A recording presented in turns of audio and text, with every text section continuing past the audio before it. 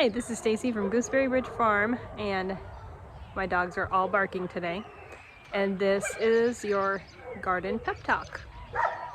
I'm going to try to talk real quick about growing a garden. This is kind of the time of year everybody gets their seed catalogs and starts thinking about gardening, and sometimes it's just totally overwhelming because you don't know where to start. The first way is to buy plant starts from you can buy them from a big box store, but I obviously don't recommend that since I grow them and sell them myself.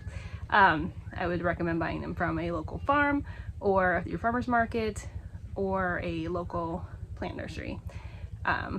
You'll get better plants that way. If you do not want to buy plant starts or your budget is very tight, you can buy seeds, which are cheaper, obviously, as long as you can control yourself, unlike me. So you buy your seeds, and you can actually direct seed most things straight into the ground in most places.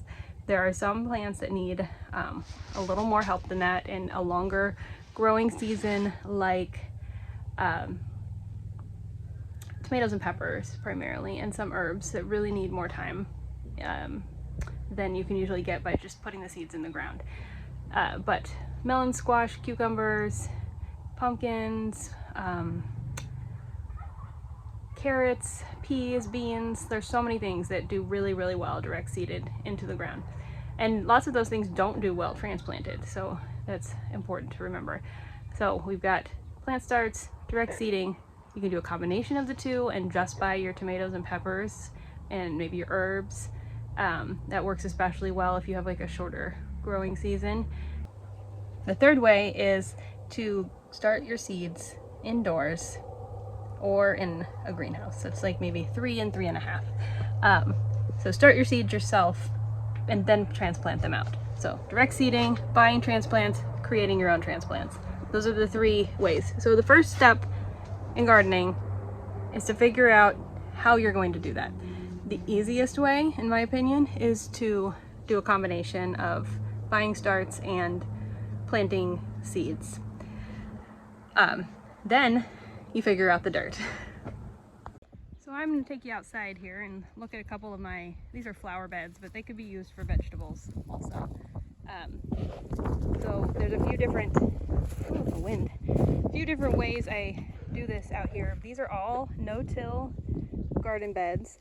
We have a lot of rocks in our soil, so it's hard to just till it and make it work. So these are the rows where the plants will go, and this part with the leaves is the aisles. Rows, aisle, row. I tried to keep it so I would know, because this whole area here in another month or so, we're going to cover with weed fabric, so it'll look like this row, but it won't have grass paths between, because the aisles on this side were too narrow and it just wasn't working. But that's a really good solution if you're going to have narrow aisles. Then you don't need grass paths like we do for the U-Pick flower farm in your garden. So we will have this whole it'll be like a big square with 4 big 4-foot wide rows, which if you cover a whole area with weed fabric, which like we actually have done in our garden, and I'll show you that next, but I need to show you what was under it first. But you can do all sorts of configurations and fit just tons of plants in a relatively small area. So what we did to do this is put down hay, which everyone will go, oh no, there's weed seeds in hay. Yeah, there's weed seeds in everything, including your dirt. But we put down about 8 inches thick of hay at least 6 to 8 weeks before you want to plant into it. That kills the grass underneath, and it starts to help build the soil. I really wish you would stop barking. And then, and this is not just hay here. This is hay mixed with goat poop from our goats. Goat, alpaca, and sheep are really the best poop hay combinations that you can use. A cat here, for gardens, because they don't have to be aged or composted or any of that to be good. Anyway, I'm trying to look under here, but the cat is really getting in the way, so I'll have to show you in a different one. So anyway, after that, you put the weed fabric, the holes are burned in the weed fabric. We use a plywood template and a little blowtorch to burn these holes. You can burn the holes wherever you want to put the plants. We also put hoses under these. This is just a soft soaker hose from Harbor Freight, and you can run those under the fabric before you put it down, and we attach the fabric with landscape rings. Sometimes that doesn't work depending on the wind and your climate and everything, so rocks also work really well, bricks, anything to hold it down. All right, so now I'm in my vegetable garden. Wow, what a mess. So I used a less expensive weed fabric in this section of the garden, and you can tell it's awful. I just put this in last year and it's already getting holes and stuff. So use the brand name stuff. It is linked in my Amazon storefront, so which is in the description below. Anyway, so these tubs I actually filled with like hay and rabbit poop and logs and all sorts of things last year, and then put dirt on top to grow into. You can see that they have settled dramatically. So this year I will have to add, what I'll probably do is dump some of these together and then start new ones. But I use these to grow lettuce, carrots, radishes, anything that really, the lettuce, because it's easy to cover early in spring. I also put lettuce in my cold frame, which is this box that I can't really show you because I'm too close. Okay, so here's the box, here's the lid. It goes up. There's a praying mantis habitat in there right now, and this also needs dirt added to it, and everything's kind of dead in there because I just left it open and let it die this winter. But I have a rope and kind of a pulley system here to open the cold frame, but there are lots of ways to make cold frames. I also have a screen kind of that goes over it because I have lots of cats and I don't like them getting into my dirt, but so I cover that up. But anyway, anything that likes cooler weather but doesn't really want to be frozen does well in a cold frame. All right, so behind me now is our really barky dog. You can see under here how nice this soil looks. This was all covered in hay and compost and all sorts of things. I really need to get something. It shouldn't be flapping around like that, but there. But I've got different spacing here for different things because this is my vegetable garden in the summer. There's my lovely shadow. This will be peppers. This spacing is more for basil. The next row is kind of open. There's not that much. I kind of like having a little area to sit here. And then these two rows are spaced 6 inches, and I use those for bush beans. I plant about 500, a lot of bush beans there. Not sure what that noise is. So if you're just getting started, this can all be really overwhelming. But if you decide where and what kind of containers you want to grow in, if you want to till, if you want to not till, lots of times early on it's really tempting to just throw a whole bunch of money at your garden, and that can be really frustrating because when you're starting out, if you spend a lot of money on everything, then you really want it to work, and when it is not the best garden ever as it's your first try, it can be really frustrating. So if you have a little space in your yard and some semi-decent soil, try the no-till method. Try lasagna gardening, as they call it, where you just layer different things. Try to get try to get a little bit of composting poop hay, as I call it, from a local farmer, or get yourself some rabbits and let them make your own. I'll show you our rabbit hutch real quick and how much these rabbits can produce. There are 4 rabbits in here. In my shadow again. But look how full of poop these bins are. These are big concrete mixing tubs, and I have really neglected getting that poop out of there, and it's kind of making a mess, but I've got weed fabric under it, so I can pull these tubs, dump all of that on the various garden beds or in the bottoms of the tubs I'm going to plant into, and let it decompose in there. And then I can sweep all this up that got on the ground. But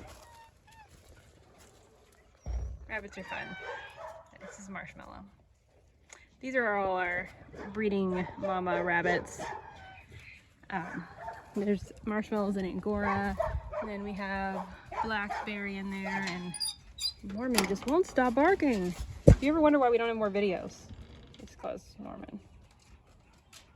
This is Sprinkles.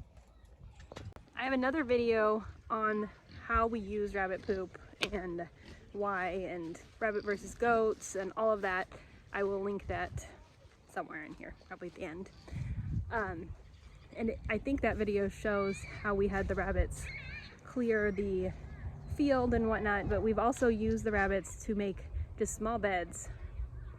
I'll show you out here today, but these are our rabbit tractors.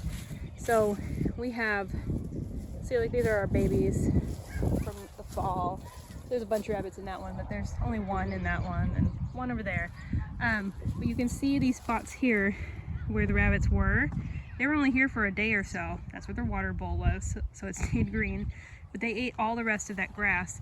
If you want it to be more or less grass, you know, if you want them to take out more, you just leave them there another day or two. And they, like you can see here, this one had babies in it. This is all rabbit poop. That is prime fertilizer, and most of the grass is gone. So if we wanted to make this into a garden bed, we would then just cover it with either cardboard or seed sacks or some kind of paper, newspaper, and then mulch or hay on top of that.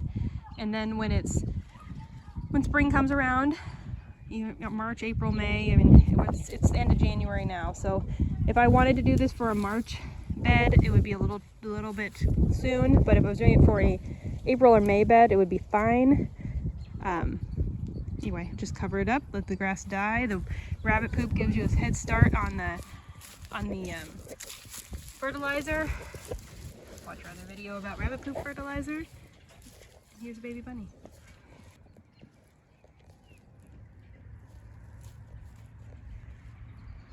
So I wanted to show you really quick this other ways that I've done some raised beds in container gardening. Containers technically have sides and a bottom, like these two. This was an old cracked water trough. The plants in it are obviously dead, but that's because it's winter.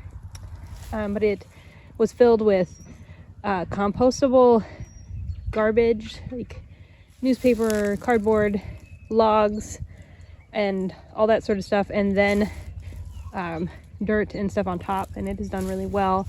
These tires I have to add stuff to every year, but underneath this the ground is basically gravel, but with just the little bit of dirt that I get into the tires, the plants have done really well. I'll just have to show you a picture of what this looks like during the summer, because right now it looks pretty ridiculous. We grow vines all over it, and mostly flowers, some loofah, gourds, some Malabar spinach, vines, and it always does really well.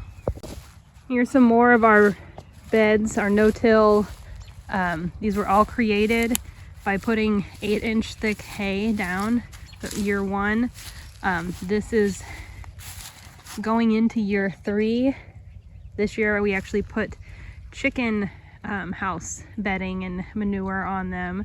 It's a lot higher in nitrogen, so we'll see how it does. I tried to put it a little lighter than we do with the goat and rabbit poop, but it did really well for me on these other beds last year. But I definitely would not put chicken bedding on without letting it age, number one. So it needs to age at least 80 or 90 days, and also I wouldn't put it on 2 years in a row. Here's some more container gardens I've got going here.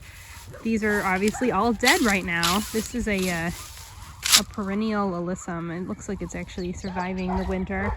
But they're all the same kind of method, where I fill them with hay and compostable stuff and then put just dirt on top. If you had to fill that whole thing with potting soil, it's going to cost you way more than is necessary. Let's just say that. It's been really warm out today, so I had to open the greenhouse, and now I am closing up these windows.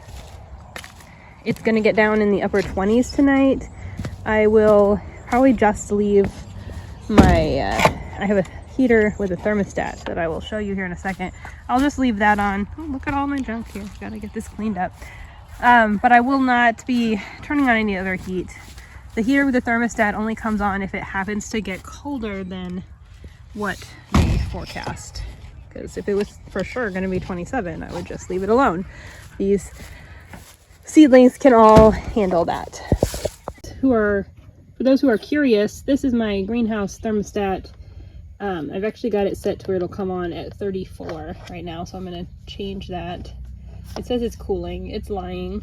It just means it got too hot, and I haven't really set the cooling side. So this is where what I'm going to do is turn this down to 30, or it says 42, but it won't come on until it hits 10 degrees below this. So when it hits 31, it'll come on. And if I showed you the rest of the settings, I would be able to show you how I figured that out. But it has this is the probe over here on my plants. This stays right here, kind of to keep it up off the floor, off the ground. The greenhouse gets really wet, which is why I was looking for this. This is old rabbit food my kids left in here. Anyway, I just need to move this so that it will not get wet if it ever does rain. But there's a heating plug and a cooling plug. So I'm not going to cool anything with this, so I only ever use the heating side. Another thing to add in when my dog stops barking.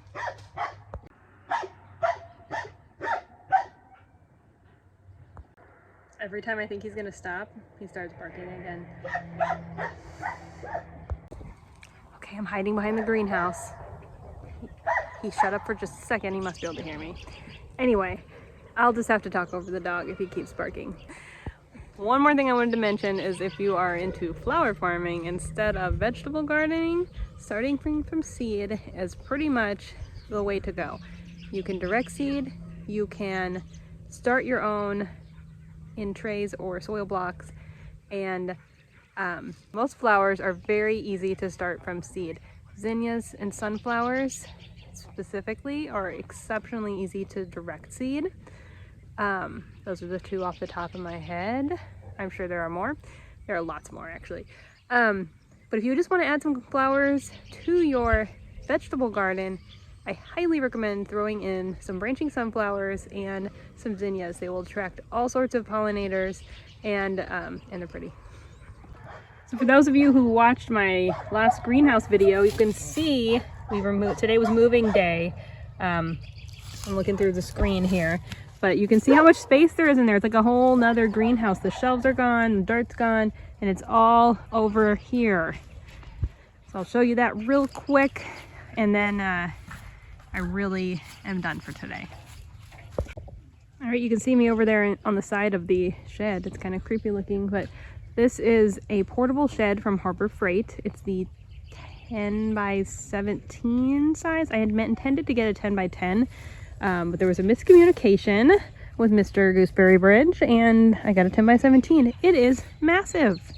I took some pictures inside earlier. We put a bunch of stuff in there. Could a tornado blow this away? Yes. Even some strong winds, really, but it is pretty much tied down. It's tied down with the rebar. If there's a tornado, we have bigger problems with our barn, 2 greenhouses, etc. So that's really all I've got for today. I feel kind of silly being like, look at all my dead stuff, but that's what we do this time of year. It's time for planning. It's time for saying this is the year and you're gonna do it. So why don't you tell me what kind of gardens you're planning on starting in the comments? That would be awesome. I'd love to hear all about it.